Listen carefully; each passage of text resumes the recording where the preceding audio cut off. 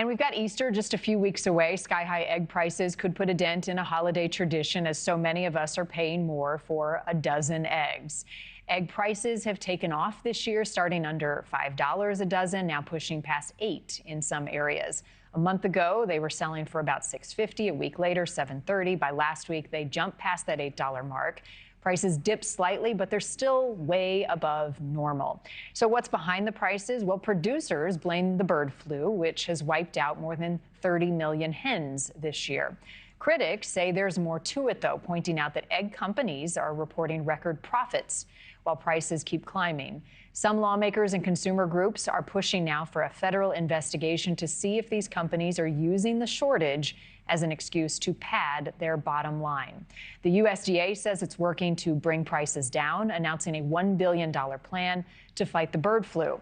That includes possible chicken vaccinations and more support for farmers hit by the outbreak. Families, in the meantime, are feeling the pinch, may have to cut back on eggs, eating them or decorating them, and it's already hitting businesses. Some Easter egg die kit makers say orders are way down this year as stores worry consumers don't want to pay these prices. Meanwhile, more shoppers are turning to plastic or wooden eggs to keep the tradition going without breaking the bank. Joining us now, Dan Roccato, finance professor at the University of San Diego. Dan, good morning to you. I think when people hear, the bird flu, they understand why prices might be going up. But now you've got an investigation being launched into whether or not egg producers are padding their own bottom line. For folks at home, how big of an increase are we talking about, and how long can they withstand some of the everyday items like eggs as a source of protein and other costs?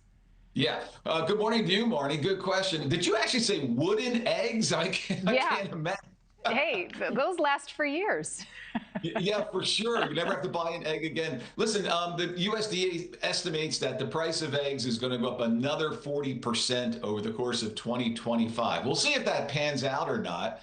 But as you said, there's a variety of things going on here. Number one, you've got the dreaded bird flu. 30 million hens have met their maker since January the 1st, as we're trying to eradicate bird flu from farms across the country.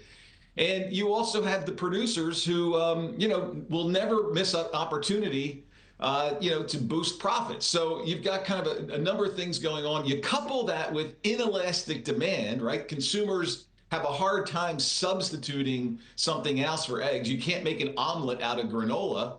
And that means you and I are going to pay more for our little eggs. Right. And so why the discrepancy? Why is it, $6 in some stores, and I've seen it up to $12 in other stores? How do you explain that? Well, I think a lot has to do with geography. I live in California. As you know, we've got very expensive eggs on the counters here, if you can find them. Whereas in the Midwest, for example, closer to the production, you'd have much lower prices. So I think a lot depends on where you live, Marni, in terms of the supply.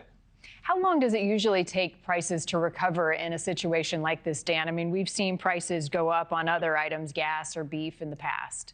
Sure. I'm not as dire as some of the predictions out there. For one of the things you said coming in was really important, which is demand is starting to flatten, if not pull back. Keep your eyes on that, Marni, because if consumers say, I'm not spending $8 for a dozen eggs, that's when you're going to see prices start to come down. So I suspect after Easter, once we get through the Easter rush, you're going to see prices start to moderate. Well, let's hope so.